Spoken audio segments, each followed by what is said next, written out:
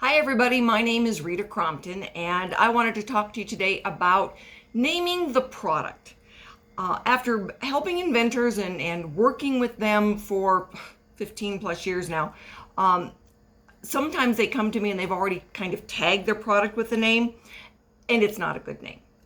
Honestly, you've got to have some fun with this, but you've got to really be smart about it. Okay, so first exercise you look at doing when you're trying to name your product, and this is, God, I get people that want to name their product before they even have a product, all right? But once you've got now functioning prototypes and you think, maybe we've got something here we can really make that people would enjoy, all right, now you want to be able to name it. Now, the first names you use are just kind of some fun ones. You try it on for size.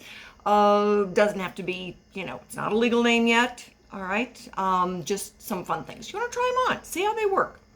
The one thing you can do is, right now it might be a little bit tough, but get some friends online and say, what would you call this thing? Get your family around the table and have some fun. It's like, what would you Google to find this is the big question. You have to be smart, all right? Most of my inventors that I work with, and I'm sure most of you do not have millions of dollars to teach everybody in the buying public out there that this thing that you've got, that you're teaching someone that an apple is something that you play with instead of something that you eat. Those big companies spend millions of dollars on naming the product when it's a weird name. Well, the rest of us have got to be smarter about how we name a product. So one of the things you want to do is you want to have a combination of real words, what is it, with adjectives. All right, is the word that the trademark office uses is fanciful, but for most of us, they're just adjectives. All right, so let me show you some good examples and some maybe not so good examples. So one of the ones that we've got here, this gentleman sells this product. It's called Grease Go. It is actually made from spices in the kitchen. You could spritz it on a salad if you wanted to. A lot of times I'll squirt it on my hand here and it's a cleaner. All right, it will clean anything and everything. He calls it Grease Go. Well, if you're trying to clean grease and you want to look for a cleaner, what do you punch into a controller? Into a Google search? Grease and then cleaner. So this is a really good name. He has this in all kinds of sizes. He ships it through the mail. It's amazing. And like I said, it's all natural. It's made from spices out of the kitchen. It will clean grease and blood and everything. But very cool name. I made that cute little logo for him. Anyway, that's cool. All right. So one that I'm not real crazy about, this one I've showed before on some videos. This fits onto the back of my phone, and I'm using my phone, or I'd show you how it works, but it fits on, and then it goes over your finger so you can carry your phone. You don't drop it. They called it Lazy Hands. In my mind, I don't really like the name because it's got a negative connotation. You want things that have got positive thoughts, that they create a positive feeling when you say the word. Okay, so that's great product. Not so crazy about the name. All right, so here's one. This one is called Pine Right, made from pine dust. Great product. And this is where you really get into respecting these inventors, because this is made, it's all natural again. It's made out of the pine dust. A gentleman had lots of acres up in northern Colorado, and when the beetle kill was getting really bad, they would strip everything off the poles, and then you'd have this big pile of, bark and branches and needles, and it's like, there has got to be a better hot dog. So he came up with this pine dust, and it's all, like I said, it's all natural. He mixes it with lanolin and borax. It's got pine in it, so Pine Right makes sense. He actually sends us in big containers to China, and they mark it up. One of the few inventors I know that's crossed that barrier. But cool name, all right? And a lot of times it's Colorado pine soap. So his tagline on it makes sense. It's made here in Colorado, and it's a soap. So when you think about naming your product and you've got a tagline or a second line that goes under it that explains more about what it is, that's a good thing. And especially if you can get the .com or the .biz so that you can redirect what someone is going to punch in. So perfect example of that.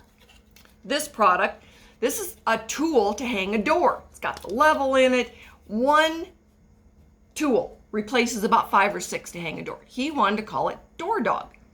Well, when you Google door dog, my God, there's a million doggy doors that come up.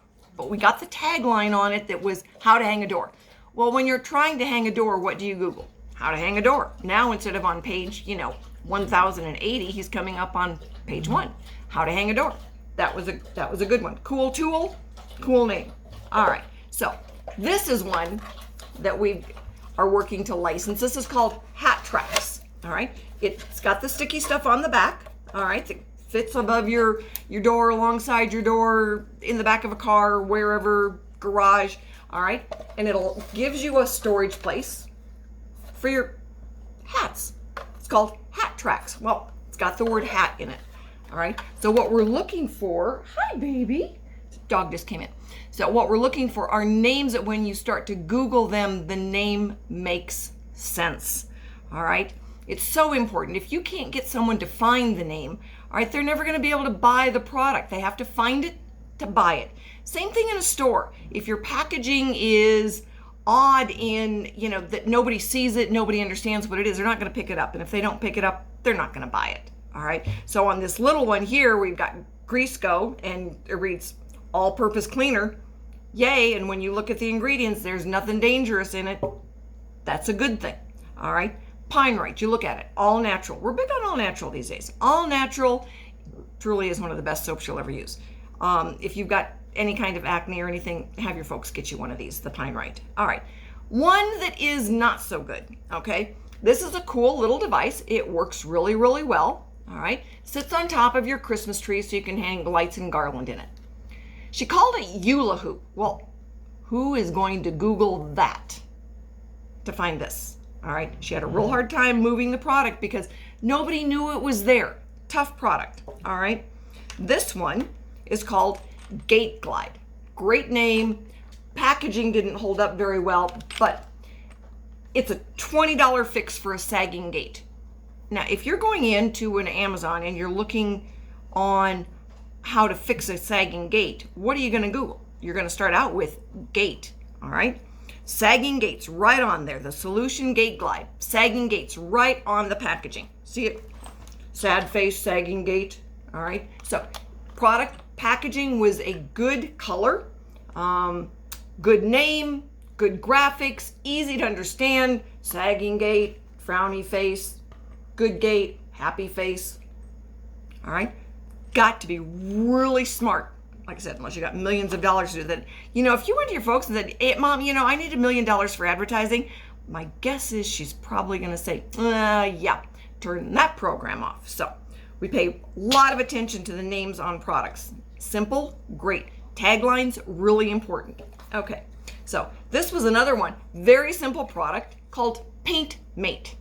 All right, because it makes, it's an additional handle piece that fits onto the paintbrush. You can use a variety of sizes. Makes it really easy now to paint without hurting your wrist. Great products. Great products. Okay.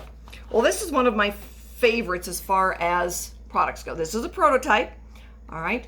Fits onto the side rear view mirror called True View. All right. Exactly what it is. It gives you a true view of what's coming up in your blind spot.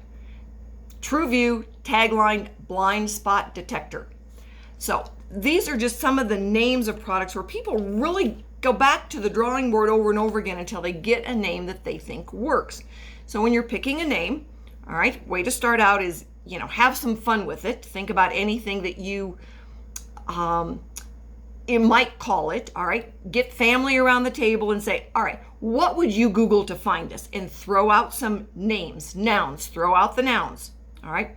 Then come up with some good adjectives that make it on the fanciful side. We had some gentlemen that did a fishing jigger. Now, it was exactly a jigger. All right. But the cool thing is that they put easy in front of it, and it was easy. The trademark office allowed that to become a registered trademark. Easy jigger. All right. It was a fishing jigger. What do you Google when you're looking for a new jigger? A jigger. All right, so think about what you would do to do it and then add an adjective. All right, this part of your lesson would probably fall into your English class because you got nouns, you got some adjectives.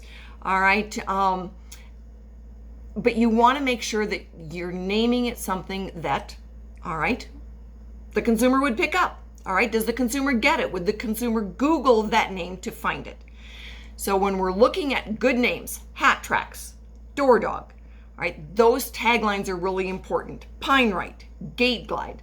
The one that my dog had on was the Tagabiner. It is a dog tag holder. Well, Tagabiner is a fanciful name. The product is wonderful, but nobody's going to Google Tagabiner to find it because they made up the spelling of the word. But their tagline is pet tag holder. Well, when you want a pet tag holder, what do you Google? Pet tag holder. You go to Amazon and look for pet tag holder. All right, Tagabiner comes up. At least it used to. I don't think that they're selling anymore. So you've got to be smart. Use your words. Play with them. Figure out what's going to work. All right. And when you talk to somebody, don't plant into them what you're already thinking. Ask them questions and say, what would you Google to find this? All right. You don't add on, I want to use this, because now you've already triggered thoughts in their heads. You want to say, what would you Google to find this? What are now adjectives, good adjectives? Because believe me, sometimes people come up with the best things when they're sitting around drinking a soda, having a hot chocolate, whatever, depends on where you are and how cold it is. But having some fun with it. All right, that's the big thing. You want to have some fun. You can see my dog running around in the background. She's having some fun.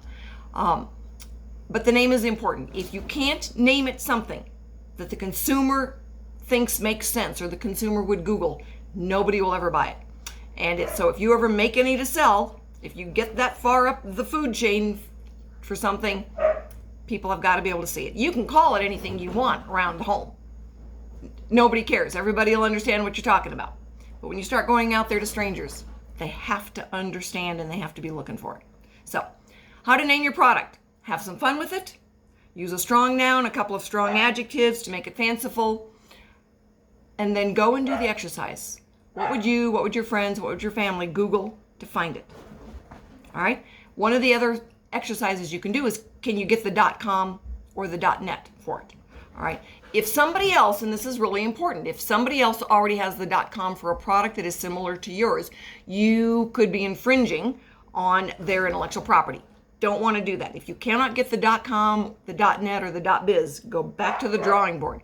You want to be able to get the strongest way to protect your name when you get up there into the business part of it is being able to buy the domain name that you want to name your product. If you can't, ask why. All right, figure out who is using that name already and why are they using it. Really important concepts here. So when you've got a name, all right, you can play with it, you can use it around the house, but when you start getting serious, all right, now you want to check on that .com, see who's using it. You don't want to infringe on somebody. All right, you want to be able to know, could you, if you were serious, domain name isn't real expensive, about $15, cheapest way to protect your name. All right, be smart, be safe, be proactive out there right now. Have some fun so that you can show what you did while you were staying home. Talk to you later.